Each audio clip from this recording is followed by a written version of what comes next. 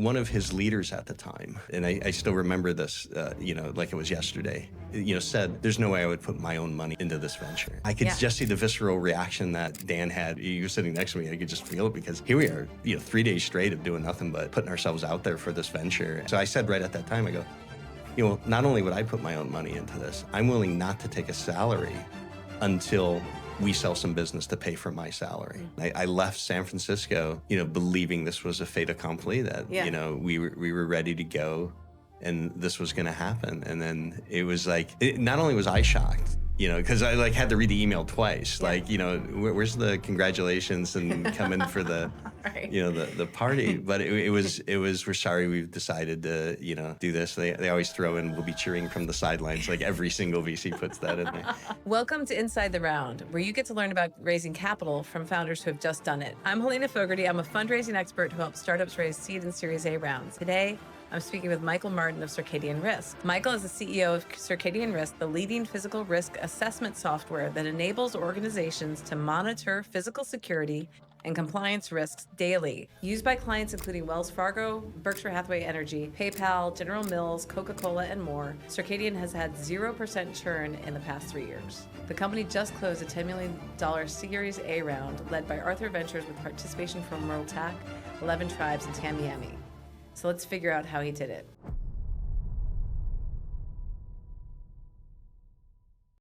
Michael, it's so nice to have you here. It's the first time that we've had a client that I've been working with for a few years come in and talk to us. So thank you this is the first time we're meeting face to face. Yeah, excellent to meet you. And thank you for your help along the way. Yeah, it's like, going from Zoom to in person is pretty wild, but I'm so happy that you're here. I'd love for you to take us back to the beginning. How did you tell us about your background before Circadian Risk? Yeah, sure. When I was in my last 2 semesters at Michigan State University, I did an overseas study.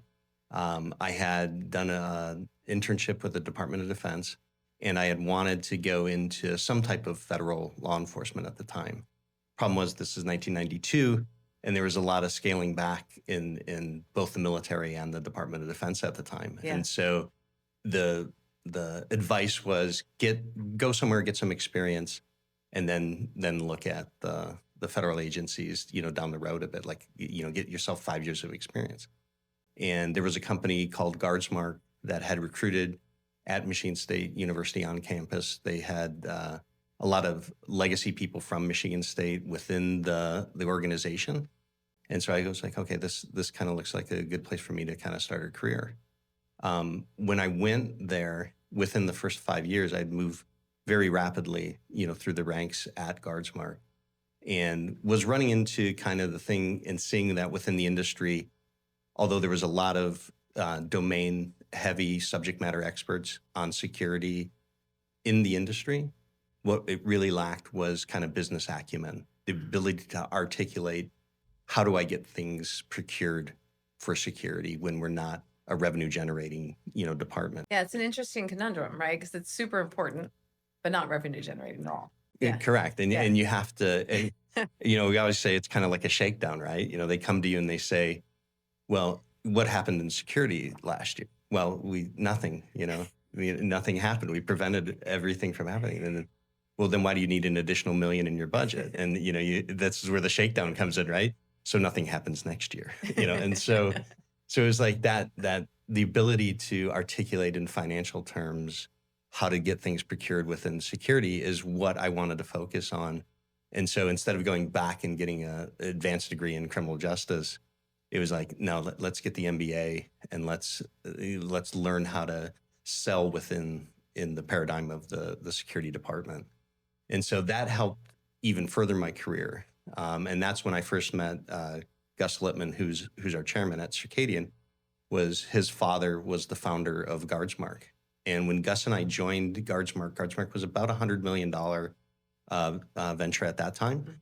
In the time that Gus and I, when we both went into senior leadership, we had grown the company from 100 million to 550 million when we exited in 2014.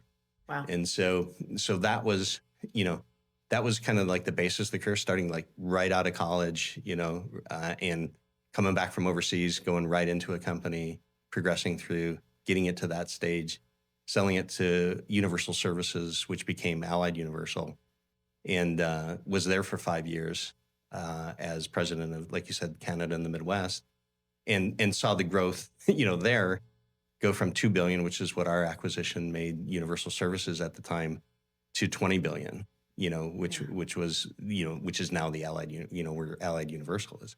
And so it was at that time, through 25 years of, organic growth experience, 5 years of M&A experience, that Gus and Dan came calling and basically said, hey, we're doing something very interesting in the space of risk and doing something very innovative. And would you consider coming over and leading the company? Because, the advice is where Dan has the product knowledge, and that really needs someone to come and help him run the business.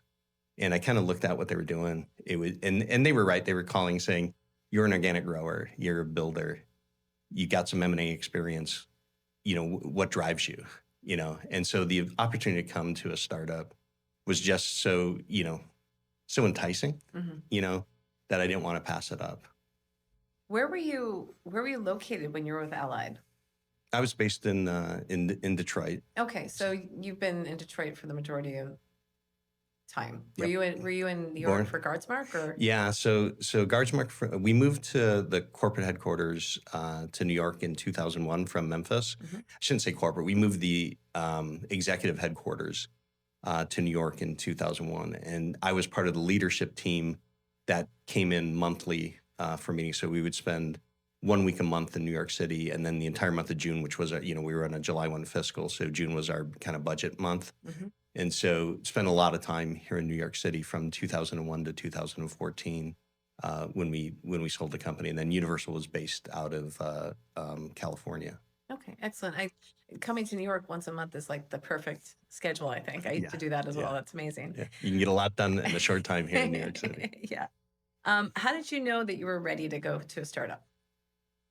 I think I think they kind of articulated what I was feeling, when they came and said, you helped grow a company organically, and because we did not do mergers and acquisitions during the time that I was at Guardsmark. That growth from 100 million to 500 million, 550 million was all knocking on doors, getting new customers, setting up programs, opening offices, employing people, all the things that kind of drive you, and then promoting the people that helped you get there, right? That was what kind of intrinsically drove me. The difference of that in an M&A environment is every 30 to 60 days, I was sitting down with you who helped me grow the company, but we just bought a company in your area and I have to make a decision. And the company I'm acquiring says it's a deal killer if you don't place this person. So I got to give you a different offer or an exit package, right? And that wasn't really what drove me. Again, they were right. They articulated, I'm a builder. I'm not, a maintainer or an M&A, person. I got the experience now with it, but that's not what drives me. I think when Dan first approached, he was very open in saying, the board thinks I need a CEO to come and run it, and I can't think of anybody. And he used to say, it was always part of my plan to eventually bring you in. So that did help. And there's an interesting backstory of Dan and I's relationship too, because where I mentioned I had gotten recruited by Guardsmark at Michigan State, I eventually became the face of Guardsmark at Michigan State by running the office in Michigan. And so I was the one doing the recruiting now. And Dan was a freshman student, and he came to our booth and he says, I love everything about Guardsmark. I read everything, your code of ethics, your diversity policy. This is the kind of company that I want to be with. And we had a very strict policy at Guardsmark that you needed a college degree to get into management, and that you also needed 4 years of verifiable work experience before you could get into the company, even at the most basic level. Oh, wow. Yeah. And so he wouldn't qualify on any condition, right? So I said, come back when you're, late in your junior year. Yeah. But, he came back his sophomore year, to make sure we remembered who he was. And he came in his junior year, and I go, okay, he'd been doing some jobs around the East Lansing there. And I said, okay. And I talked to my team locally in Detroit about, okay, we're going to call it an intern position because he can get internship credit for doing this. And I said, so we'll do that. We'll bring him in. And he was kind of like this. If I could find him something to do, he would do it, and always wanted to find a better way to do things, right? So I knew that about him intrinsically. And one of the things that I gave him, one of the tasks I gave him was, okay, I got this intern. He's really good at doing assessments. I'll show him our assessment process and have him go out and do that. So he went out and started doing assessments, and that actually kind of lit the fire of him thinking about, how do I make this process better? Yeah. And so like I said, when they came to me, it was the right time, to get into this. And so bringing me in and knowing the relationship I had with him and Gus, I felt pretty confident. Probably underestimated that there would be, a little bit of, who's this guy that's going to come in, kind of mentality that I had to deal with, and but I was way beyond the point of feeling I needed to prove myself to anybody. That's great. That's a really nice situation to walk into. Yeah. And I didn't know that about the relationship with Dan. That's amazing. That's so cool. So how did you decide that you were going to personally invest in the company? So that goes back to kind of that situation, right? So like meeting the management team and them, who is this guy? What's he made of? What, and so and speaking of New York City, we came in those early days. We had an office in East Midtown. Gus and I did, and we were just going to go looking for ways to get the product name out there. Either through our contacts that we've had for years in the security space, or potential investors. And so it was early breakfast, go knocking on doors all through the city, late dinner, talk about what we found, up the next morning, breakfast, go hit, that cycle for 3 days. And so we went back to brief Dan's leadership team at the time that he had. And we talked about, hey, it's fruitless, but we're used to getting, 800 doors closing before, one opens, right? So, we're steadfast at being able to do this. And I don't think it was ever a question that I would invest into the company, but this experience that I'm about to articulate here is what made me resolute to do it. And so as we're talking about, okay, what other ways, we want to keep this going. What are some ways we can raise capital to do it? I'm willing to put in money. And one of his leaders at the time, said, and I still remember this, like it was yesterday, said, there's no way I would put my own money into this venture. And I could see, ouch. Yeah, I could just see the visceral reaction that Dan had. And then Gus, I could feel him, he was sitting next to me. I could just feel it, because here we are, 3 days straight of doing nothing but putting ourselves out there for this venture. And then one of the leaders who, quite frankly, other than Dan, stood to gain the most by this company becoming successful, saying that he wouldn't put his own money into the company, and also thinking, and hadn't really met Gus or I before, in any meaningful way, and that's the impression that he's going to leave us. So I said right at that time, I go, not only would I put my own money into this, I'm willing not to take a salary until we sell some business to pay for my salary. And it was also kind of a test to how is that person going to react, to that. And that person did gain very much from the company, but is not part of the ongoing management team of the company. Yeah. And to the point that you're making about not taking a salary until you brought in some business, what were some critical wins during that period of time? Yeah, that's a great question. The one that always stands out, I mean, there was some, Canadian Pacific KC Rail, was a good early adopter. General Mills was a great early adopter. Your logos are insane. I've had to look at those logos for the past 3 years, and it's just incredible. Every time we were looking at the deck, we had to update it and move people from the pilot to the closed. And these are huge names. Yeah, I would sometimes take shots at some of the VCs that were taking shots at us. Yeah. And I would say, well, we're not just getting investment money and trading investment dollars. Because I look at other startups, and they're doing business with other startups. That revenue is being generated from oh, I just got this money here. I'm going to give it to you. You know, we do reciprocal business and we count it as revenue then. Yeah. And that's not what we did ever. Yeah. Bank of And America, Coca-Cola, yeah. PayPal, like the list just keeps going And on. and when you mentioned PayPal, that was one where that was the third, because it was kind of like the troika of pre-COVID customers that came in. So it was General Mills, CPKC Rail, and then PayPal. And PayPal was interesting because of the approach that they took. And they said, we want a presentation. We understand what you have now.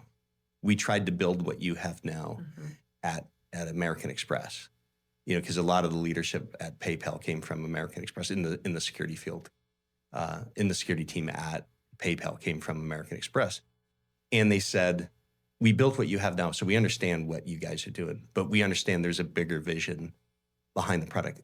Tell us about that. That's what we want this program, because that's what we're going to buy into. Nice. And we'll help you get there, you know. And so it's incredible. Yeah, we had the meeting with PayPal, and you know, the actual current product was better. We got a quote out of it. We don't attribute it, but you know, we got a nice quote about how they compare, you know, how we compared to what they tried to build internally.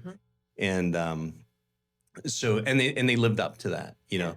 It was weekly meetings, you know, talking about, you know, where the roadmap is, what's being developed, when is it going to be ready for, you know, prime time, you know, for them to deploy. And really, it also gave us the ability, because a lot of this was during COVID, you know, that we were able to.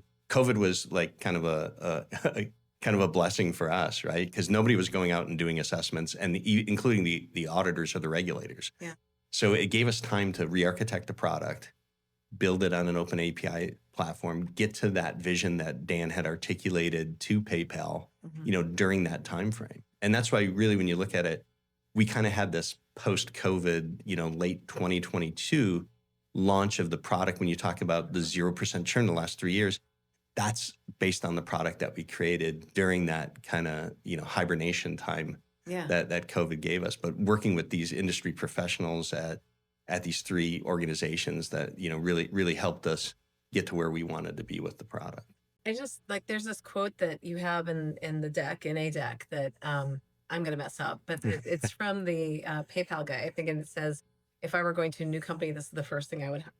Yeah, it wasn't that wasn't the PayPal guy, but okay. And the funny thing is that the quote was, if I ever change jobs, this is the first purchase I'm going to make at the new place that I go. And I'm going to in order to protect the innocent, I'm not going to talk about this, but it did come up in the due diligence for the Series A, because, you know, we have to, you know, we tell them, hey, our client at X is leaving. Yeah. You know, and X, not that, you know, not X, not algebra wise, not actually X.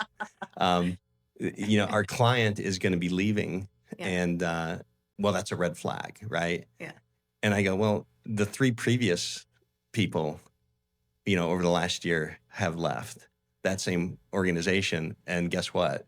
We have 3 new customers, because where they went afterwards, you know, some within the industry, some outside the industry, brought us there. And we have one customer who's brought us in to an original group, took another job somewhere else, brought us in there, left for another larger company, and is bringing, you know, we're currently onboarding there. So I told the investors, I go, it's not a red flag. You know, a lot of times we get people that don't understand this industry, and that there is a lot of change at the top in a lot of security organizations.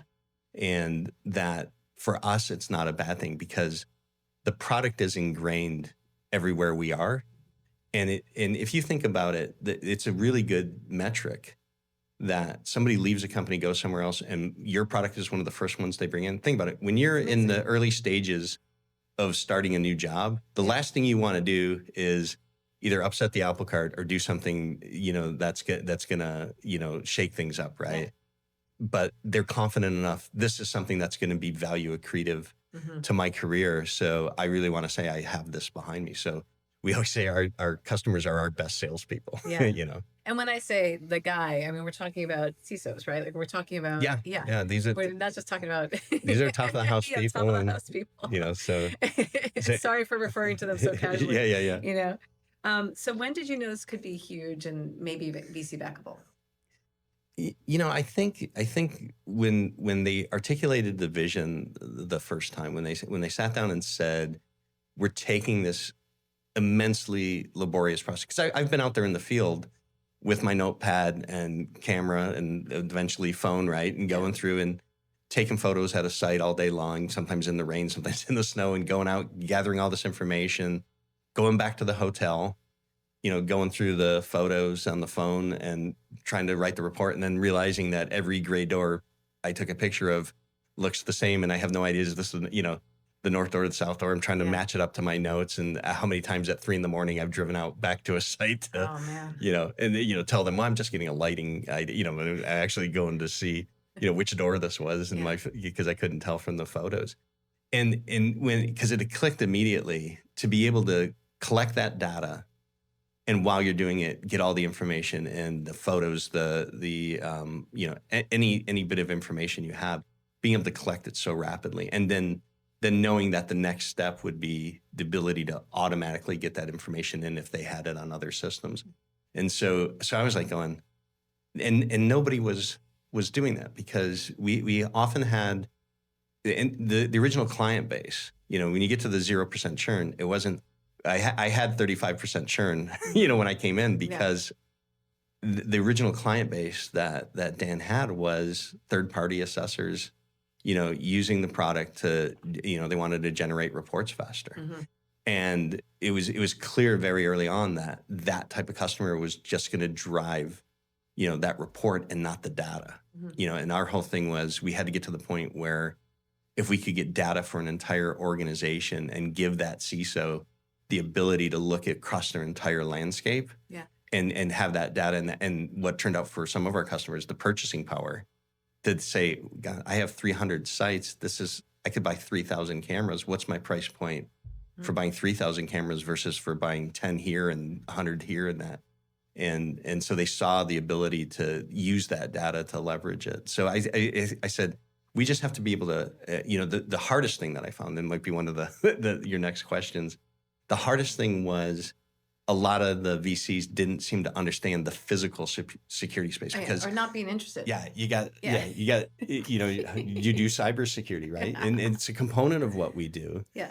But no, we're not Datadog. We're not something that's just going to hook up and run in the background, right? There's still a component to what we do to capture all the physical data, to integrate it into that we need to do. And I think there was sometimes, I don't know if it was not sexy enough, or if it was just, hey, there's no buzzwords. Who's going to want this? Or a lot of the West Coast firms, that they literally told us, well, doesn't this already exist? Yeah. I'm sure this already exists. And we're like, no, we operate in this thing, and what you think is a comparable to us really isn't. It's a threat intelligence company. That's not what, that's a component of what we do. Right. Oh, you're a case management company. No, that's just a component of what we do.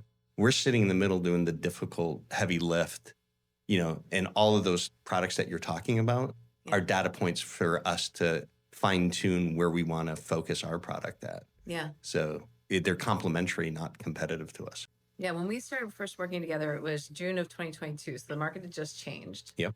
And a lot of the outreach that we did was literally like, as soon as they found out it wasn't cybersecurity, they're just like, nah, not interested. Thank you, next, right? I don't understand this. It's not sexy.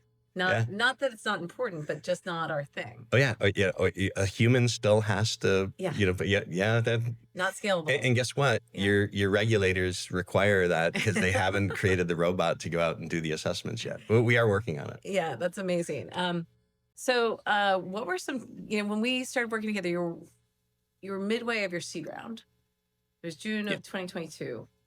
We actually did cold outreach and got 3 big firms to the investor committee, like at the table, I think in 2 days in August. Yeah. Through cold outreach, and nobody closed. Yeah, it was part of the cycle, right? It was rough. So what were some other tricky moments during this journey? Because that was your seed round, then we did a bridge round, then we got your Series A done. Yeah. I said it's really you. Yeah. But yeah. No, it was we. Definitely a team. Right? You did a lot of the work that, I was just, hey, me, point me in the direction. Yeah. I'll take from there.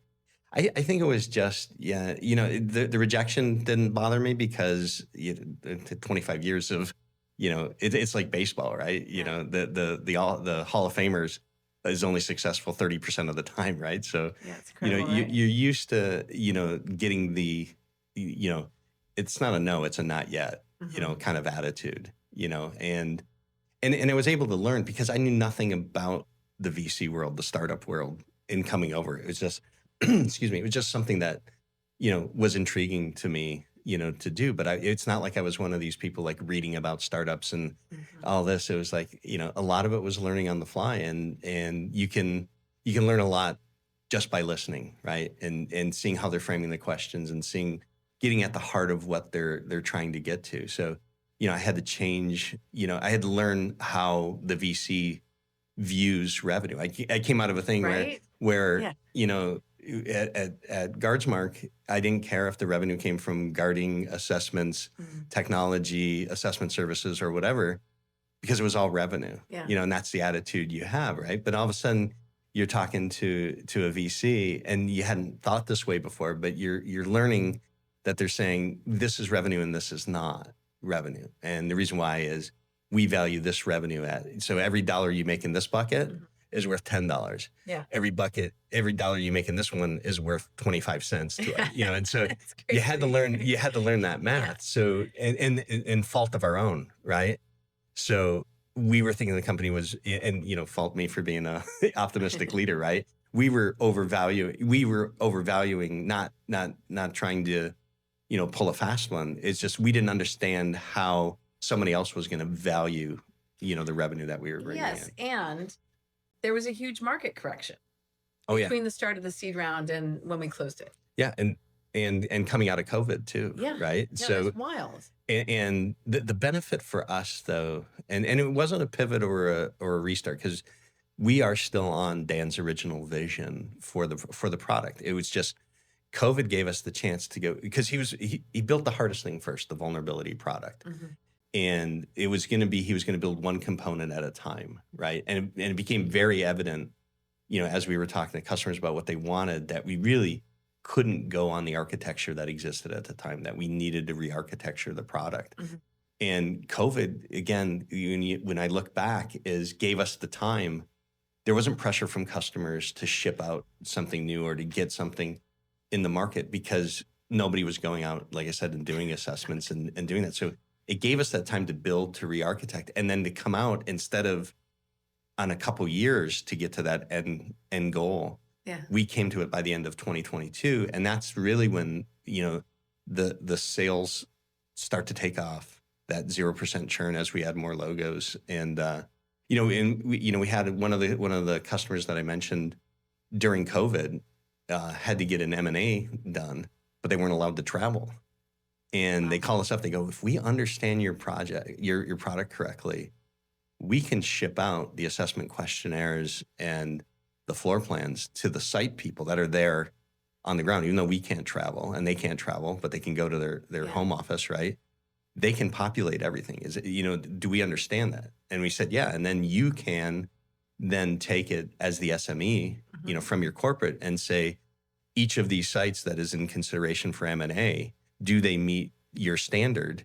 And if not, you can use our product to put the plan to get them. We always call it like a get the green, where, you can get them to turn all the red marks on their, on their floor plan green, and say, in order for the merger to go through on this date, all of these things have to be green. And so just kind of gave us that extra credibility and the use for the product. One of the taglines that kind of came out of that, the more the customers use our product, the more uses they find for it. That's amazing. So they come to us because they have a regulatory requirement to do it, but then they're like, wait, I can do my fire life safety in here? Yeah. Wait a minute, I can do active shooter, I can do, and they go down the whole list. And it's agnostic as to scenario or vertical market, because, Dan had a product that was just focused on the healthcare industry.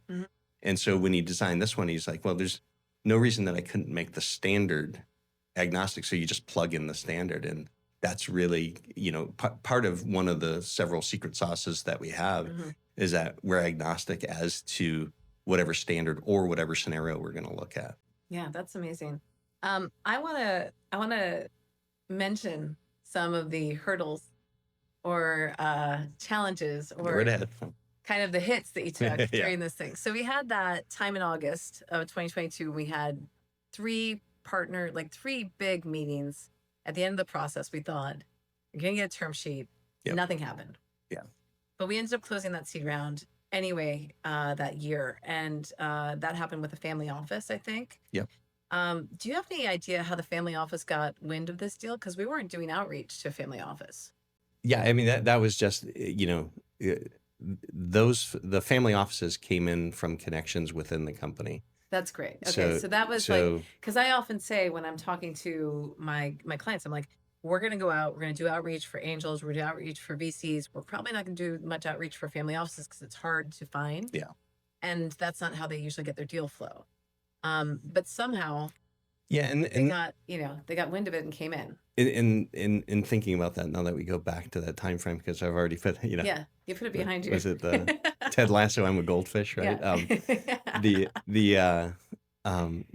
This again goes back to the right leadership, Yeah. right? And you got 5 leaders, around the table. Mm-hmm. 4 of them brought in, all 4 of them brought in multiple family or somehow VCs that they were connected to into that round, except for one person, and that's the same person that said he wouldn't put his own money in, but he wouldn't even help us raise other money. Wow. And so, you kind of like people eventually show them, who they are. So that test, yeah, we made the right decision. Yeah. And then there was that time, we'll say this is almost like the Friends episode, like the time that you went out to San Francisco for final meetings and didn't get a term sheet. Oh yeah. And I got to tell you, the high to low, in that was such that, we had an internal cheerleader. Yeah. I love everything you're doing. This is awesome. I did a presentation for the group. He calls me afterward and he said, you knocked it out of the park. They love you, and I go there and an existing investor talked to them and he goes, Michael, I can't see any way that you guys are not going to get that. I just got off the phone with them. The questions that they asked, the things that they understand. He goes, this is, he didn't call it a slam dunk, but he goes, you got this. You just be yourself, and this is gonna come. And I left San Francisco, believing this was a fait accompli, that we were ready to go, and this was gonna happen. And then it was like, not only was I shocked, because I like had to read the email twice, like where's the congratulations and come in for the right. The party, but it was we're sorry, we've decided to do this. They always throw in, we'll be cheering from the sidelines. Like every single VC puts that in there. But this was a little different because it was like everybody up the chain was just like so confident. And in fact, when I called my contact going, dude, and he was like, I'm stunned. I'll try to see what I can find out. And then he did say, if you approach them, they may call out, but we're not allowed to give any feedback. We're not allowed to, And so they did have a conversation with me, and I did kind of, go, okay. And I didn't want to get into a place where I was getting defensive on it because, again, it does seem sometimes assumptions are made about the industry that we're working in, that people that don't understand the industry would come to conclusions that they would. And it really wasn't the venue for me to argue, with them. I'm not sure who their sources were or whoever, that came in, but it's like, I really don't think you understand what the industry is saying, but they did give feedback that it was like, okay, this is how we're going to sharpen in that. And part of it was, goes back to how we were valuing the business versus how they would value the business. And so that's, we went and we sharpened all of our, we had to redo decks and things like that. And let's clearly articulate where these sources are coming from. So you felt like that feedback was helpful? Yeah, I wouldn't, again, I'm used to, I'm used to the door slamming 7 times out of 10, right? So there was something to take out of it, right? Yeah. And that one, kind of the big thing was, okay, let's sharpen up how we articulate how we're valuing the business. Yeah, because I was like, don't bother don't bother pushing them for feedback. Let's just keep moving on. Yeah. And you went for it, and it was helpful. That's great. That's changing my perspective on that. And then there was that time that you had You're bringing up some great ones. You here. had a handshake deal on a Thursday that you're going to get a term sheet on Monday, and then didn't hear from the guy. Yeah, totally ghosted. And it's a real VC. This is not this is not like some rando. This is a real VC that, handshake deal on Thursday and then nothing. Yeah, and the lesson here, as we were talking about, the lesson here is don't ever think anything is done, no matter what, and always have the backup, because the handshake deal, I remember making the comment to them, I'm about to fly to Florida, to get in front of VC. If I don't have to, please commit before, right? Yeah. And so the Thursday call was, hey, we're in, that's going to be it. And I was already booked for Florida. Yes, thank God. So I was like, okay, I'm going to go to Florida, and maybe I get some competition, stirred up. Maybe I have this, and so I'm not going to cancel going to Florida, right? So I still went down to Florida to do my presentation, to who eventually became an investor in that round. But that the one that gave me the confirmation called, and I had told them, and they might have thought that I had canceled my plans. Called that day and said, now they're gonna have to pull the deal, and I'll talk to you later about it, right? Yeah. And so we went ahead. I did the presentation down in Atlanta, not Atlanta, in Florida, and that went extremely well. Went through due diligence with them. They became an investor, and they became a follow-on investor in this round. I'm sorry, they invested through a second fund the next year, and then invested in the A round. So they're 3 times investor. Yeah, they're good. So the one that ghosted. That's Tamiami. Yeah. Yes. Shout out to Tamiami. Yeah, and the one that ghosted us, shame, the old thing. They were back in for this round. Yeah. But they didn't make the final selection. Yeah. No, it's I'm trying to think of if there are any other really funky times that were frustrating. Those are probably the 2 biggest that because one because the feedback all the way up into the end was super positive. Yeah. The second one was kind of very interested, very lot of data, going back and forth, and felt good. The virtual handshake, like you mentioned. And then pulling the plug. Nothing's ever done until it's signed and the money's in the bank. Well, I think that's a lesson that we even had in this most recent round. We were just, it took longer than expected. Yeah. And nothing was certain. Yeah. And you're going, okay, what else do we need? And part of that's on us too, right? Because again, going back to, the early stages of the company, when Dan was just starting it, a lot of it was, not as buttoned up as it needed to be for, the due diligence to get done. We chasing down people, hey, did you sign this? Did you do this? And, having to get all that together, having everything, but not knowing where to find it. Right. Yeah. So it was partly on us having to go and research, which was, part of what's coming out, that I think this process actually really fine-tuned us for a Series B, because we really, hey, I got to get an admin in.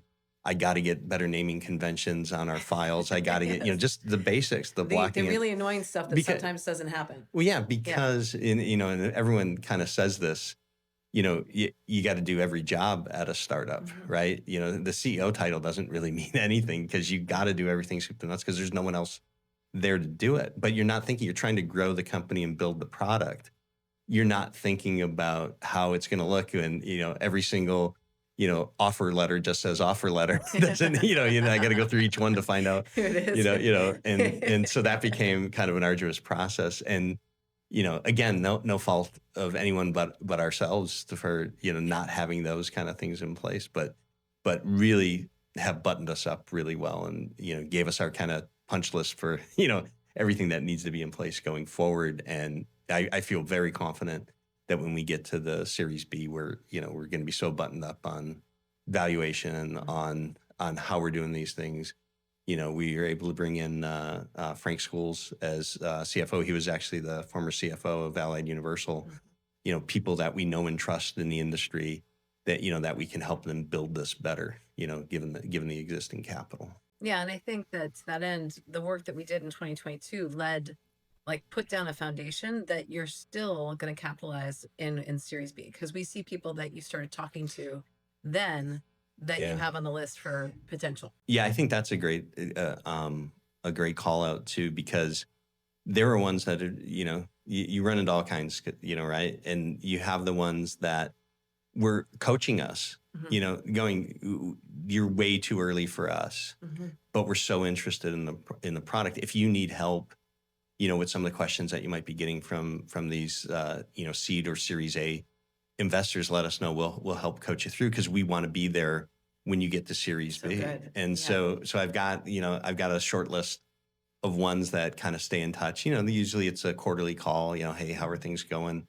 Have you had, and they make it easy on you too. Like, here's our metrics when you get there. Yeah. And we understand the business already. And that was a big part of Arthur Ventures. Was not like one of the latecomers, and they had followed us. Yeah, they had followed us for some time. They had came up to GSX 2 years ago and then last year. And, so they understood, our market position, the gravitas that we hold within the industry at such a young stage. Right. And so they really understood us and what we were doing, and had products kind of, complementary to what we were doing in both the regulatory space and that, and security. I'm very happy that they ended up leading your Series A, because their name had been out there before I even entered the picture, and I wasn't sure whether they would ever come through. And it's so exciting that they're, the lead on the Series A. Yeah, and when you think of it too, when you look at where the funding is coming for Circadian Risk, we're a Midwest company. We do things a little differently than the coast, and I think we understand things a little differently than some of the coastal VCs. And so a lot of the people that have invested in us are from that Midwestern kind of community, which is pretty unique. And it wasn't by design. We the fact we talked to as many West Coast and East Coast VCs as we did. We probably more. We reached out to everyone. Well, exactly. We probably talked to more East and West Coast firms than we did Midwest firms. But it just seemed, there was that, kind of comfort, I think, knowing that we were Midwest, that we had this Midwest kind of thesis to how we designed the company and how we're building it. So. Yeah, and 11 Tribes is in Chicago. You've got Roll Tech, and they're in Indianapolis, and then you've got Arthur Ventures is in Minnesota. Yeah. And then Desai out of Ann Arbor. Yeah. So we really have that kind of Midwest build going. And I'm Midwestern as well. So there we go. Shout out to Midwest. Yeah. I want to go into how you navigated the relationship coming in again as the brought in CEO. Yep. With Gus, someone you'd worked with before. How did that feel when you first walked in? I know you had some relationships already there, but what were some of the bumps there? Yeah, I think the comfort level with Dan acknowledging that he needed a CEO, that it wasn't like, the board is forcing me to bring in a CEO. He's like, I need more time to focus on product. Yeah. Can you come in? So that was brilliant at that. But yeah, the bumps were, he had a sales team that were more cheerleaders than they were salespeople, right? And I still remember, I was ready for the roll up the sleeves kind of sales meeting where, I said, I want to know what your top prospects are. What are you working on? I've got a lot of experience in this space. Odds are I'm going to know somebody, of the businesses that you're working on. So please come to this meeting with your, top 10 prospects, and let's talk about them. Let's put a strategy to get these closed, right? They're probably so scared. And I thought that was, pretty basic sales 101, to do that. And so, and I want to show to the leadership team that, hey, I can, I've got experience building and growing a sales team, and that I can do it. So, they're on, and then the salespeople join the call, and I said, okay. And I called on who was the lead person at the time. And I said, well, why don't you go first, and we'll go over yours. And he just sat there, and he goes, go over what? Oh, God. And I said, your top 10 sales so we can talk about, he goes, that's not the kind of meeting I thought this was going to be. And I go, well, what are you working on? And he just kind of fumbled around and talked about a couple people that he's talked to and things that I heard 100 times before. And it's like, is there anything beyond this that you're working on? And it became very clear now. Yeah. And so I had to go back to Dan. I mentioned earlier, I was going to say, I'm not going to take a salary until I got sales. I eventually made the decision that, we're going to pivot to a commission only sales platform. And if they can sell the salary that they want, we'll consider it. Yeah. But we'll run out of funding fast if we're going to pay salespeople not to deliver. Yeah. And so that really was kind of the first kind of, he means business. It's not, I'm a pretty affable guy, but when it comes down to it, we're going to make the decisions that are right to run the company. Yeah. So jumping back to the Series A, how did Arthur Ventures emerge as the lead? So they were always kind of in the mix. And to tell you the truth, and this, they were kind of, in our minds, kind of on the back burner because we had kind of 4 that were kind of hot to trot. One flew us into New York to kind of do a kind of due diligence dive with them. Another one that had been following us for a while. And so they were kind of like, okay, we can pull them back in. And so we did. And I think there were just some serendipitous things that happened. We had a board member that had some experience with them. We had some clients, in common with some of their portfolio companies and that, and then things, and they came very aggressive with a letter, and the term sheet and they basically said, we're hoping this letter, demonstrates our desire to, to be the one. And in the analysis of it, and then again, I got to give credit to our legal team, go with Canvas because, again, I'm not as well versed on some of these things. So okay, let's do a compare and contrast of the, the term sheets that are in. And it became clear that they were the most aggressive and that it was the most founder friendly and best value for the company, And so that's why they became a lead. And I think it's important to kind of point out that the group that came in second didn't say, okay, and ghost us and never talk to us again. In fact, relate that story after, but they're going to, they're investing in the A round. So they were like, we still like the story, even though we're not going to be the lead, we still want to be in this. And as did all of our previous, what I'll call, not institutional, but large VCs that we've had to date, all came in this round as well. But the funny story was I got a call, text actually from Rolltac, saying that they had a client that they met in New York City that would really love to schedule a Zoom meeting and learn more about the product. And I go, I'm in New York right now. I could be there in 5 minutes, and so we actually ended up having an in-person meeting yesterday at a pretty significant player here in the city. Huge. Yeah. Another great logo if you get one. Yes. And so that was awesome. And what was really, again, getting back to the thing, because they asked us, they go, how have investors been about getting you meetings like that? And what I liked about it is we had done a demo for them. We had talked to them. They have a really unique approach. We gave them references, to talk to. They didn't talk to a single one that we gave them. Of course. What they did is they mined the pitch deck, and they go, okay, where do we have connections, right? And they went to those people that we haven't prepped that agreed to be references and all that. And he comes back and he goes, your customers knew that you didn't give them as a reference, that we were calling them just because of our relationship. They didn't have to say nice things about you. In fact, one of them was leaving his position. He was exiting his position, and he goes, "That guy loves you." And he goes, and then we talked to his replacement. They love you. You're like ingrained at theirs, and everybody we found to talk to, we couldn't find a single one to say, you guys are responsive. You guys, are very straightforward about what the product can and can't do and what it will do eventually. And that's what they want in a provider, right? And then they go, that's what sold us. Yeah. Because they didn't have to, they were not somebody that got called and said, hey, will you be a reference for us? They were like, hey, tell us about this company. Is this somebody that we want to invest in? Yeah.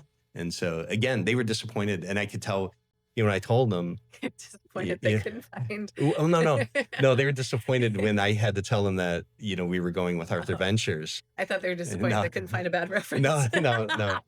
I think that worked to our advantage. So if I recall, and I don't know if this is exactly, but we started talking about the Series A in January, and you sent out a letter to people in March saying, hey, we're ready to do this. Yeah. And part of it was we were trying to get, part of it was the kick in the teeth, right? Mhm. It's like, okay, we didn't value this the right way. So let's figure out. And then we had told, that we're not pushing for an end of year close. There was one group that came in that wanted to do it then. And we were just like, it doesn't feel right. Let us focus on, we were working on Berkshire Hathaway. We were working on several huge logos. And we said to them, hey, we want to put our heads down and close these contracts. This was the end of last year. Yeah, the end of last year. And it said, we really just want to focus on getting this. We'll come back to you. So, it's kind of like you don't necessarily have to be the prettiest girl at the dance, but you sit there and you say, we're not interested right now. We want to get some things in order. And all of a sudden it's like, well, that's an interest, and so we did that. And so when we came back, and I can't remember if it was Arthur Ventures, but multiple VCs, did say, you said you were going to do this, this, and this, and you did it. Yeah. Right. And so that, I think, added to the credibility that, where we were at when we said, okay. Yeah. Now I'm remembering. Yeah. So that was the fall of last year that you went out to San Francisco. Yep. It was a no. And then you said, you know what, we're just going to close some clients in December because you knew some big people were coming in. Yep. Yeah. And then we were like, okay, January, ready to do this. March, you reached out and said, anybody who's interested, let's get you to the table. Yeah. Yeah. After prepping them a little bit. And then you closed like the second Friday of September. Yeah. Yeah. Okay. Yeah. And that process took a little bit longer than you thought. Like I remember you went on a trip in July, was it? June to Sweden. June to Sweden. You're like, I think it's happening. Yeah. It's happening now. And so the close took a good 6 to 8 weeks longer than originally anticipated. Yeah. What was that like? It was stressful. Yeah. Because we had cost out, because like one of the strong things we felt we had with bringing in all those large logos and our increasing revenue size, per deal, and getting that money in gave us a comfort window that we didn't have to just jump. Yeah. Right. But then as the weeks go on, you're like going, no, how are receivables looking? How are, where are we at? And so it was like, hey, what can we do? And we're very, very straightforward, with the investors saying, hey, we got it, whatever you need. Let's get it done this week. Let's do this. Because we really don't want to put ourselves in a really bad situation. Well, I like to talk about that a little bit, and we have, but because I think people get this idea, okay, you're past a certain point, you're no longer worried about paying the electric bill or paying this. You're like, you're okay, right? Yeah. You've got these big clients, you're totally fine. But like, let's go to the wiring date. Like, let's talk about that day. How was that? You're sitting there waiting. It's, and it's like, it can't come soon enough. You're just like sitting there, and then, part of it is, okay, we're going to do this, this, and this, right? And something always happens. Yeah. And it's inevitable. And it's a lot of times they tell you, well, don't close on a Friday, right? There's always going to be something, and there's some truth to that, so the main ones, Arthur Ventures, came through, boom, no problem. Right. And then, going and hitting the, I don't know what to really call them, the not follow on, but pro rata investors, and hey, we were very upfront, that we got to do it on this date. But again, somebody was in the air, somebody's process started too late and didn't finish by, the wire time, the time of the wires. So then, it bled into, Monday the next day. And I can't remember, I don't think it was a bank holiday or anything, but, it just kind of bled into Monday, and we were like going, okay. And then there were some things that we wanted to do, but it was like we were being advised, okay, don't do that until, every investment is in, Right. and so Yeah. we were just like going, okay, let's just do that. So Yeah. it does get a little, even when it's coming, it's kind of like, hey, let's just get it in and move on from it. But Yeah. But like, just to give a little bit of background color, like I remember leading into Labor Day weekend, we're like, okay, is this like, yeah, when's this gonna happen? yeah, Right. And it happened like a week later. But yeah, and there were some stresses in there in terms of like, you've got these huge clients and you're still worried about getting yeah. this money Yeah, in at yeah. the If right your date. A&R doesn't, because we were literally, Yeah. gaming it out. We have this AR that's due this week. Yeah. We have payroll to meet. Yeah. We have a certain category of payroll that is once a month, and so it was the end of. I think it also coincided with when they got paid as well, and so we're like going, hey, this really has to all come together, Yeah. and luckily some of the some of the customer A&R AR came in, so that was good, and Yeah. you're able to kind of move forward from that. I remember many years ago when I was living in Costa Rica and we had an Airbnb and we had a CEO from a big startup come stay and got to chat with him. And he said, if my employees knew how low our bank account was every time after I run payroll, they would leave the company. But we know that we're getting more money in Yeah, immediately. yeah. And I think that's just like, I don't know that everyone knows that who's in Yeah, business. and you want you want them to appreciate the things you do to, like you Yeah. say, keep the lights on and get Yeah. everybody paid. But you also, to that CEO's point, you also don't want to scare Yeah. the crap out of them, Right, because exactly. it's like, oh my God, are we on a shoestring here? And it's Yeah. like, you never want the employees to have that be a Never concern. think about it. But it's Yeah. the reality of the startup, and a testament to the founding group, Dan, Gus, and myself, Mhm. that when the hard decisions had to be made, that we erred on the side of we can go without, the employees will not, Yeah. Yeah. and that's do you have the mettle to get through times like that? Yeah. Because you have to be able to willing to do that. It's Yeah. not, there's no one coming to save that. Yeah. It's either you got to do it yourself, your group, you either got to do it yourself, or because no one's coming to the rescue, at that point. And Yeah. that's really when somebody says, hey, they want to do a venture. Okay, well, are you prepared to write this check, because this is going to happen if you don't? Yeah. Are you prepared to go without a salary at times? Are you prepared for maybe years? Like it's, I've been there. So, yeah. it's, you really do have to put skin in the game. Well, and I always, you hear from the founders that they maxed out every credit card, to make payrolls, to do things like that. And I always go back to Kevin Smith in the Clerks movies. He said that first movie, he goes, we put it all on, we all put in for credit cards, got them, and maxed them all out to make that movie. And they go, either we were going to be, millionaires because the film was going to catch fire like it did, right? Thank God. Yeah. He goes, or we're going to be having beers talking about how we're going to pay this off for the rest of our life, and luckily it worked out one way or the other. But it's the same kind of thing, right? No one was going to come to the rescue if we didn't do something at certain points during this. And like that's, I can really feel what that CEO is saying, because you want them to appreciate the things that you did, but you also don't want them to have the concern that is this it? But you can talk about that in hindsight. Yeah. After it's done. So let's transition to like what it's like now. You're rolling in the cash, right? Yeah. No, and that's why top of mind was bringing Frank in. And I told Frank, I want you to tell me no when you need to tell me no. That's the kind of CFO that I want. And so Frank has done an excellent job of just kind of setting up the basics that we need, and getting us converted, getting systems in place to make our lives easier.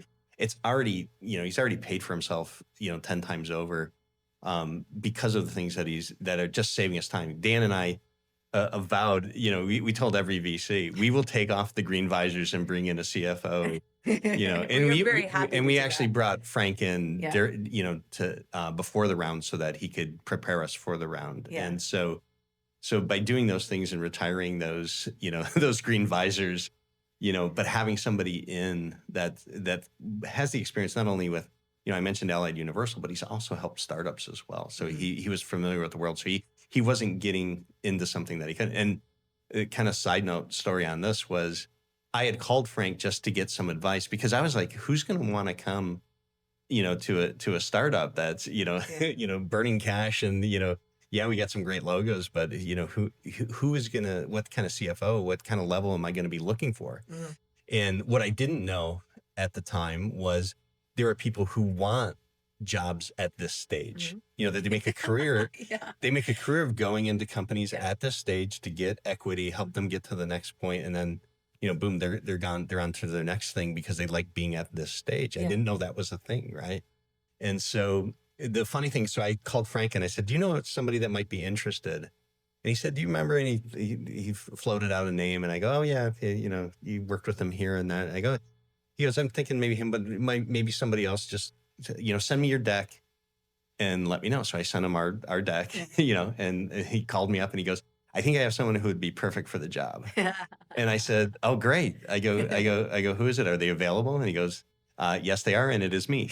And so it was really good because he read the story and it clicked, and he knew our background about being able to open doors in this industry, and he's like, no, this makes too good a sense. And the equity that he could get at this stage was really, really something. And then he's been value accretive since day one. Yeah, I imagine if you don't have to be filling out waterfall projections for your different lines of revenue while you're watching the Detroit Tigers, you'll be pretty happy. Yeah. I'm an MBA, but I had my bachelor's wasn't in mathematics or business; it was in criminal justice. So. What kind of support are you getting from Arthur Ventures and your other investors? Beyond money. Yeah, a lot. And I think some of the earlier investors, once we got to this stage, so I'll start with them first, are like, they still want to be involved with the company. Like they see that their role might be diminishing, but they want to, and they have their self-interest too, right? Yeah. They want to help the company grow. And they asked me, I go, you can see we're not intimidated to go into the biggest boardrooms, to go into the biggest corporations and articulate what our product can do for them. And I said, so get us introductions. If you can open doors and get us in the door, we'll do the rest. I had a colleague at Guardsmark who had come out of the FBI, and he said, I can get you in the door. I can't do what you do in that room or, on site when you get it, but I can get you the conversation. And really that's all we want. Yeah, that's excellent. We're almost done. Do you have any hot takes about fundraising? Be as transparent as you can be. Really button down, and if I could have known then what I know now, right? Yeah. I probably would have worked a little more getting in the admin to clean up the back office.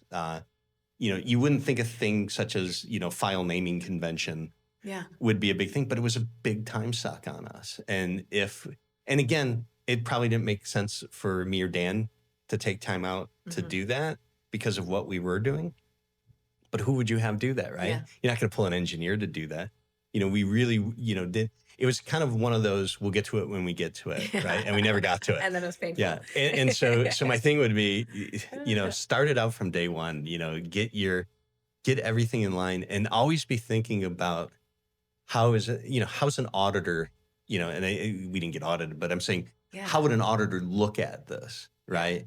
And so do those things that are good, the good blocking and tackling that you need, because they're gonna, and anything you have that, you think could be an issue, put it out there and make sure, because you'd rather be the one saying, hey, I don't want this to be a problem when we get here. Yeah. Or we have a contract that has this kind of clause in it, but it's really not material because of this.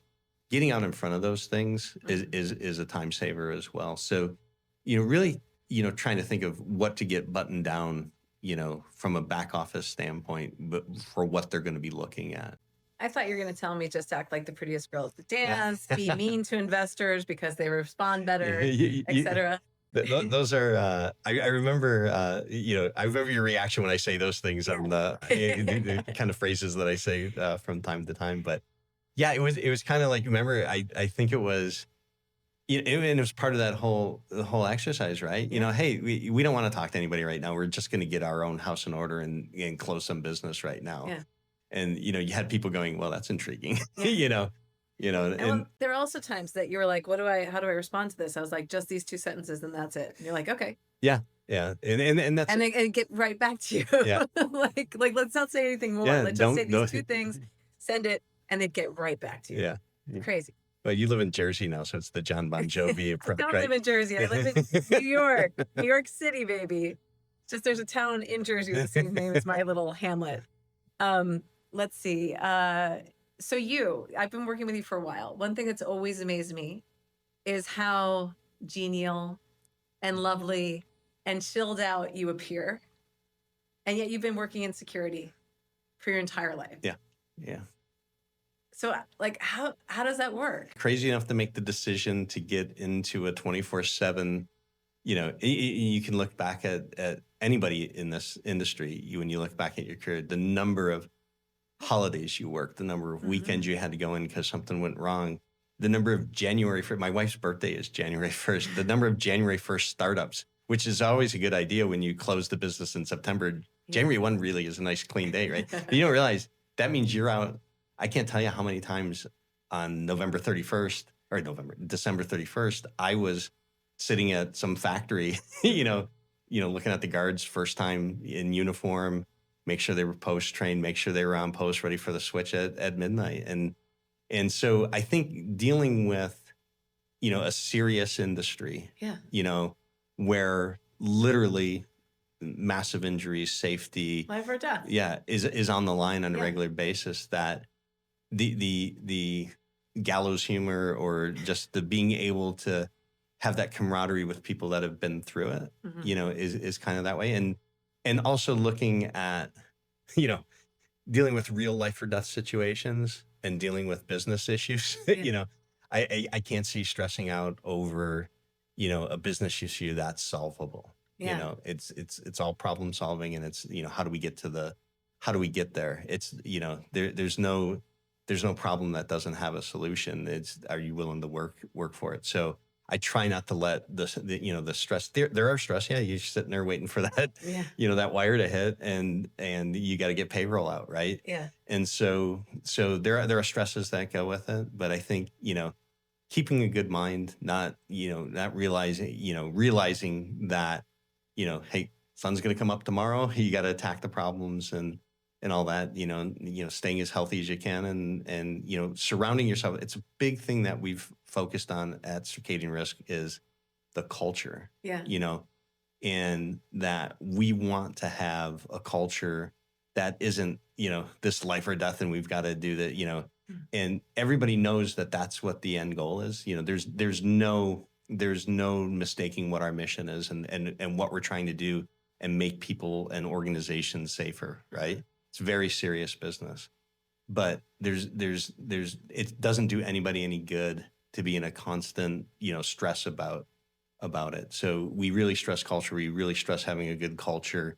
Dan even says, we look for sense of humor, when we're interviewing people. Are they going to be a culture fit for us? Yeah. And in terms of staying healthy, I'd love to talk about that because, you've got, like, you're a music aficionado, you like sports, you also run. Like, tell me more about how you kind of mentally and physically stay healthy. Yeah. And I wish I could do more of it. So, I do run just about every morning, and good to clear the head, so to get it started that way. I started recently, I live on a lake, so I've started like kayaking at the end of the day. And I had no idea how, because you're out there in the open water, you got, right now in Michigan, the leaves are changing colors. I'm going to have to switch from morning rose or from nighttime rose to morning rose, because it's going to be too dark when the workday finishes. But it's just kind of a relaxing way to, clear your head, and you're getting a workout in, as you're doing it, I found recently that paddleboarding, I don't have a kayak, but paddleboarding out in the water, like, it's just such a different experience. Yeah. You're so separated from all the stuff that's just cluttering your mind. Yeah. Well, my wife keeps getting on me because she bought a paddleboard for me to use, and I haven't done it yet. Yeah. And so I haven't. I go, listen, I'll do that next summer. Yeah. I do it on the bay that connects to the ocean, so I'm always looking for sharks as well. But It definitely keeps my mind off of work when I'm out there. Yeah, we don't have sharks. We get like large snapping turtles. That's the worst Nice. that we get. Awesome. Tortugas, yeah. So I think that's it. Do you have any other advice for founders who are raising? No, I mean, just, I think we hit on a lot of the main, Mhm. the main points. And I just, make sure when you get into this that you understand how to value your business, and more importantly, how others are going to value your business, and you're going to save yourselves a lot of headaches in the end. Yeah. I mean, I think that one thing that happened when Gus brought me in was that you started focusing on this because you were forced to, Yeah, yeah, because I was there. yeah, Right. yeah. And it was an incredible help because, Yeah. again, I would have gravitated toward I got to get business in because Yeah. revenue solves problems too. Mhm. It does. So Absolutely. so that was where it was. But by having our regular meetings and getting, okay, here's what you need to talk to these people this week, and we've set this up, and here You haven't followed up with this person. yeah, boo.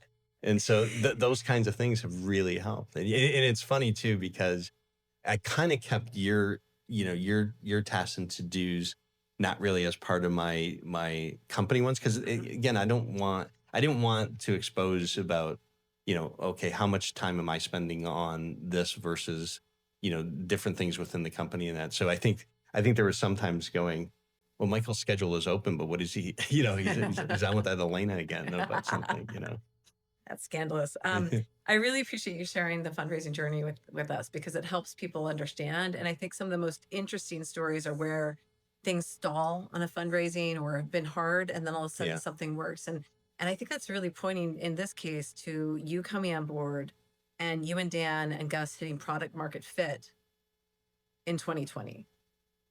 Like that seemed to move things, Yeah. make things a little bit easier. But I love these kind of stories because it helps other people see what's possible. So thank you so much. Awesome. Cool. Thank I'm you. Helena Fogarty, and this was Inside the Round.